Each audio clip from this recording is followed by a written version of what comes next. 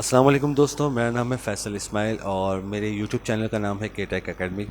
आज दोस्तों मैं एक स्क्रिप्ट लाया हूँ जो बहुत ज़्यादा यूज़ होता है आजकल और बहुत ज़रूरी भी है। उसको कहते हैं हम कैप्चा। हर तकरीबन ज़्यादातर लोग तो इसको जानते हैं, लेकिन इसका क्या पर्पस है मैं आपको डिटेल में बताता हूँ। ये जो कोड होता है कैप्चा, बेसिकली आप कोई भी फॉर्म सबमिट करते हैं, चाहे ईमेल सेंडिंग फॉर्म हो, चाहे मेंबरशिप का फॉर्म हो, तो उसमें आपको एक इमेज के अंदर एक कैरेक्टर्स आपको नज़र आते हैं, जो वर्ड्स होते हैं अल्फ़ा न्यूमेरिक। उसको आपने टेक्स्ट बॉक्स में डालना होता है, वही मैच करते हैं तो फिर आपका फॉर्म सबमिट होता है, वरना नहीं होता। इसका पर्पस क्या है? पर्पस ये है कि ये कोई आपके जितने भी फॉर्म होते हैं उसमें कोई काउंटर अटैक ना करे, उसको कोई हैकर्स इस ऐसा कोई स्क्रिप्ट जनरेट ना कर दे जिससे आपका फॉर्म बिला वजह, मतलब किसी भी ज़रूरत के बगैर, वो काउंटर लूप के साथ आपका सबमिशन होती रहे या हैकिंग हो जाए। तो इस हवाले से बचने के लिए कैप्चा एक ऐसी चीज़ है जिससे पता चलता है हाँ, ये कंप्यूटर पर या किसी भी अगले अपना मोबाइल पर एक फॉर्म सबमिट हो रहा है तो एक यूज़र कर रहा है, कोई ऑटोमेटिक कोई सॉफ्टवेयर इस पर काम नहीं कर रहा।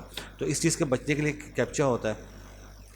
तो कैप्चा मैंने जो इसमें अभी रखा है वो PHP और jQuery एजेक्स, इन तीनों कॉम्बिनेशन में मैंने एक स्क्रिप्ट बनाया हुआ है जो बहुत आसान है, और उसको बाय डिटेल में स्टेप बाय स्टेप बताऊंगा कि कैसे काम करता है। और इसके लिए मैं सबसे पहले बताऊंगा कि ज़रूरी है कि जब अगर सर्वर साइट पे आप होस्टिंग की हुई है या आपका पर्सनल वेब सर्वर है, तो उसमें आपने ये चेक करना है कि GD लाइब्रेरी आपकी इनेबल होनी चाहिए, क्योंकि इमेज जनरेट करना, इमेज पे कोई काम करना, तो उसके लिए PHP को GD लाइब्रेरी की ज़रूरत होती है। अगर ये लाइब्रेरी अगर आपके पास नहीं एक्टिव होगी, इनेबल नहीं होगी, तो ये कोड आपका काम नहीं करेगा। तो इस चीज़ का ख़ास ख्याल रखिएगा, बिल्कुल ये बहुत ज़रूरी है। अच्छा, अब मैं आपको बताता हूँ कि ये आपके सामने स्क्रीन मौजूद है कि कोड काम कैसे करता है। सबसे पहले मैं आपको प्रीव्यू दिखा दूं कि ये जो फॉर्म है ये कैसे काम कर रहा है। इसमें मैंने फॉर्म बना दिए चेक्स के साथ, तो ये मैं डमी फिल कर देता हूँ, ठीक है।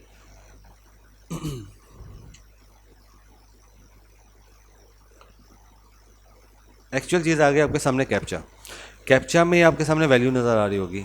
ये वैल्यू आपने लाजमी फिल करनी है। अगर मैं इसको कोई और वैल्यू देता हूँ मिसाल के तौर पर, तो मैं सेंड करता हूँ, तो आपके पास ये वैल्यू नहीं जा रही, आपका फंक्शन रुका हुआ है, ठीक है। अब मैं कैप्चा की वैल्यू वो डाल रहा हूँ जो यहाँ पर मौजूद है।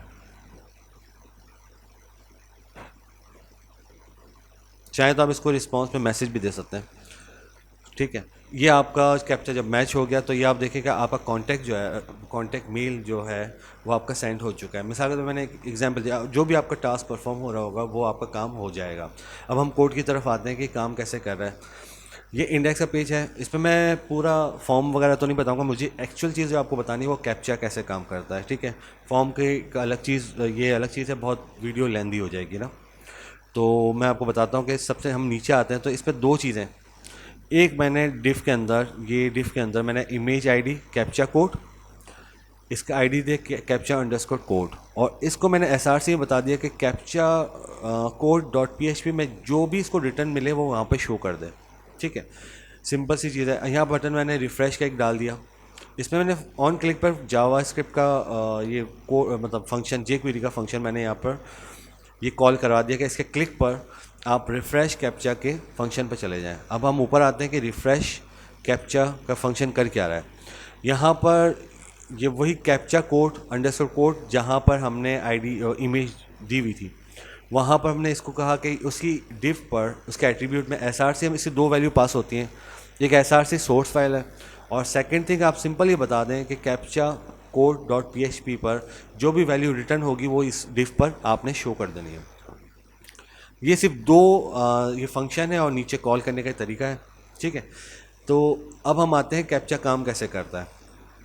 कैप्चा कैसे काम करता है, सबसे पहली लाइन इसमें आपको बताता हूँ कि ये कैप्चा कोड डॉट PHP आपके सामने, इसमें सेशन अंडरस्कोर स्टार्ट का एक फंक्शन है। इसका मतलब ये होता है कि आप उस पेज पर सेशन को आप इस्तेमाल कर सकते हैं। सेशन बेसिकली क्या होता है कि एक ऐसा ऐसा वेरिएबल जो आपके ब्राउज़र की मेमोरी में आ जाता है, और आप मल्टीपल पेजेस में जहाँ भी उसको कॉल करना चाहें वो आप कर सकते हैं। उसके लिए कोई वैल्यू पास करने की ज़रूरत नहीं पड़ती कि मिसाल के तौर पर क्वेरी स्ट्रिंग से आपने वैल्यू पास कर दिया, सबमिट फॉर्म कर दिया पोस्ट पर या पोस्ट मेथड पर या गेट मेथड पर, इसकी ज़रूरत नहीं पड़ती। आप किसी भी जगह पर उस मल्टीपल पेजेस में आप सेशन की वैल्यू यहाँ पे कॉल करना चाहें कर सकते हैं। ठीक है। अब इसमें ये रही बात कि हाँ, अगर ब्राउज़र आपने ऑफ़ कर दिया, क्लोज़ कर दिया, तो फिर ये सेशन आपका ख़त्म हो जाता है, या फिर आप कोड से सेशन स्टॉप करते हैं या सेशन एंड करते हैं, तब भी आपका ये सेशन आपका ख़त्म हो जाता है स्पेसिफिक नाम के साथ भी। ये सेशन स्टार्ट में बता दें कि इस पेज पे आपका सेशन मौजूद है जो आप इसको यूटिलाइज़ करेंगे। इसके बाद हम रैंडम अल्फ़ा का एक वेरिएबल बनाते हैं जिसमें हम MD5 बेसिकली एक फंक्शन है जो किसी भी वैल्यू को इनक्रिप्ट फॉर्म में करके इसको एक लॉन्ग टर्म एक कैरेक्टर्स में आपको कन्वर्ट कर देता है, जैसे पासवर्ड के लिए हम यूज़ करते हैं। तो ये फंक्शन के अंदर मैंने रैंडम एक फंक्शन बनाया है जो जिसमें रैंडम वैल्यू जो भी होगी वो इसमें आती रहेगी, और ये फिर इसको इनक्रिप्ट फॉर्म में करके ये आपके सामने इस वेरिएबल में आ गया रैंडम अंडरस्कोर अल्फ़ा। ठीक है। अब कैप्चा कोड हमें चाहिए। हमने क्या किया, STR हमने फंक्शन यूज़ किया है जिसमें ये इस कोड को हमने ऐड किया। इसमें 2 वैल्यू पास की, एक ज़ीरो कि इसकी स्ट्रिंग की 0 वैल्यू से लेकर 7 कैरेक्टर तक हमें कैप्चा चाहिए। अगर मैं इसको 5 कर देता हूँ या 6 कर देता हूँ, ठीक है, तो मैं आपको ये बताता हूँ, जब मैं इसको रिफ़्रेश करूँगा अभी 7 है, एक कम हो जाएगा, 6 कैरेक्टर आ गए। तो आप अपने हिसाब से चाहें जितने भी कैरेक्टर चाहिए तो वो आपको इस कैप्चा कोड में आ जाएगा। अब रही बात कि कैप्चा कोड आपका तैयार हो गया। कैप्चा कोड को आपने सेशन में डाल दिया, कैप्चा अंडरस्कोर कोड के नाम से वेरिएबल बना दिया। ये सेशन आपके मल्टीपल पेजेस में चलता रहेगा। अब हम आते हैं कि कैप्चा जनरेट कैसे हो। इसके फंक्शंस हैं, ये सब फंक्शंस जो आपको नज़र आ रहे हैं ये GD लाइब्रेरी के हैं, ठीक है। इसमें पैरामीटर्स कितने पास होते हैं मैं आपको बताता हूँ। अब हमने एक वेरिएबल लिया टारगेट लेयर के नाम से। टारगेट लेयर में हमने इमेज क्रिएट ट्रू कलर्स, इसमें हम विड्थ और हाइट बताते हैं कि कितने एरिया में हमें कैप्चा चाहिए। अब ये हमने जो ये है 90 इसकी विड्थ है और 30 इसकी हाइट है, ये 2 वैल्यू पास होती हैं। सेकंड हम आ गए कैप्चा बैकग्राउंड पे। कैप्चा बैकग्राउंड में क्या होता है, इमेज कलर एलोकेट करना पड़ता है। इसमें एक आपने टारगेट बताना पड़ता है जिस पे वो आपको हाइट और विड्थ बताता है। दूसरे टारगेट में RGB कलर्स आपने देने हैं जो फोटोशॉप से भी निकल जाते हैं, और दूसरे तरीके से आपको पता चले RGB कलर्स में यूज़ होता है। ये तीन वैल्यू कलर्स की आपकी जाएंगी, ठीक है। अब एक फंक्शन है इमेज फिल, इसमें आपके 1 2 3 4 वैल्यू पास हो रही है। टारगेट लेयर जो हमने बताया कि इसकी हाइट है। अच्छा, ये है एक्स पोजीशन वाई पोजीशन, कि अगर आप पोजीशन इसमें चेंज करना चाह रहे हैं तो ये ऊपर से एक्स पोजीशन वाई पोजीशन आगे पीछे हम कर सकते हैं। मैंने 0 कर दिए। कैप्चा बैकग्राउंड, जो हमने बैकग्राउंड जो कलर लिया था वो इस पर इम्प्लीमेंट हो जाएगा और इमेज फिल हो जाएगी, ठीक है।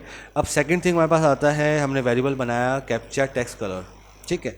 इसमें क्या होता है, इसमें ये फंक्शन होता है इमेज कलर एलोकेट, ठीक है। इसमें हमने टारगेट लेयर दे दिया, और इसमें हमने RGB कलर दिया 255 मीन्स है कि वाइट कलर, ठीक है। 000 कर दें ब्लैक हो जाएगा। तो ये आपके सामने जो कैप्चा कलर वाइट नज़र आ रहा है। अब हम आते हैं इसके बाद इमेज स्ट्रिंग्स। इसमें वैल्यू जो जाती है वो जाती है आपकी 1 2 3 4 5 6 वैल्यू आपने उस फंक्शन में पास करनी होती है। सबसे पहले टारगेट लेयर आपने हाइट विड्थ इसमें बता दी, ठीक है, इसका वेरिएबल आ गया। ये फ़ॉन्ट है, ये फ़ॉन्ट अगर मैं इसको 1 करता हूँ तो आप देखिएगा कि ये क्या करेगा, ये रिफ़्रेश करता हूँ छोटा हो गया, सही है। तो फ़ॉन्ट हम इसको 5 कर देते हैं। यहाँ पर आपने एक्स और वाई पोजीशन आगे पीछे ऊपर से नीचे करना हो और लेफ़्ट से आपने आगे करना हो तो ये आपका एडजस्ट कर लेता है। ये एक्स और वाई पोजीशन है। अब जो आपने राइट करना है वो क्या है, कैप्चा कोड। कैप्चा कोड आपके पास यहाँ पे अवेलेबल है, आ चुका है।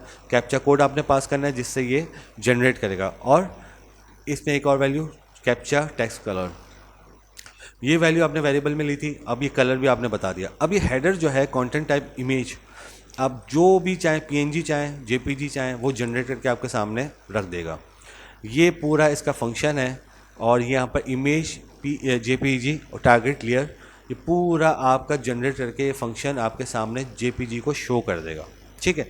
ये कैप्चा का पूरा कोड है, आपको आसानी से समझ में आ गया होगा। अब मैं आपको बताता हूँ कि अगर मैं इसको देखना चाहूँ कि ये कैप्चा का आउटपुट क्या होता है, तो मैं यहाँ पर आकर लोकल इसमें जाकर मैं इसको कैप्चा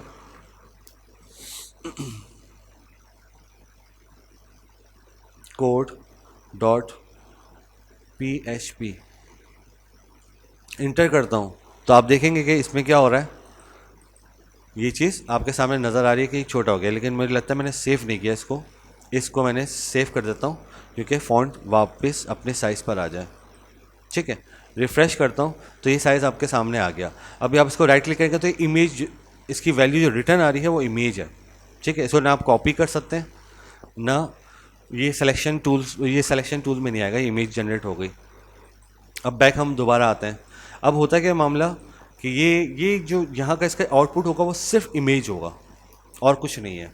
फिर हम इसको क्या कहते हैं कि जो भी आउटपुट आए इसका, वो कहाँ पर जाए, कैप्चा पीएचपी कोई भी इसके एसआरसी में जाए। और ये डिफ कहाँ पर मौजूद है, डिफ आपकी मौजूद है जहाँ पर हमने इमेज आईडी में डाला था।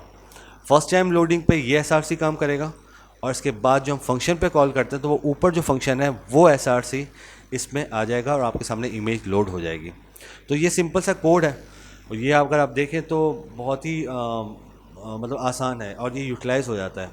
अब फॉर्म वगैरह तो आपको सामने इस पर चेक्स हैं, जेक्वेरी के चेक्स हैं, वो तो वैलिडेशंस वगैरह सारी चीज़ें आपको समझ में आ गई होंगी।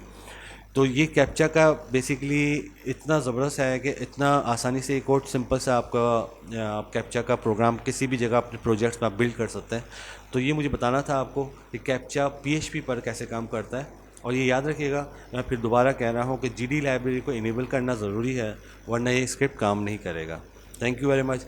इस होप कि आपको ये वीडियो पसंद आए कि इंशाल्लाह नेक्स्ट टाइम मैं कोई दूसरी और अच्छा स्क्रिप्ट जो आजकल ज़्यादा यूज़ हो रहा हो वो मैं आपको इंशाल्लाह वीडियो बना के भेजूँगा। तब तक के लिए अल्लाह हाफिज़।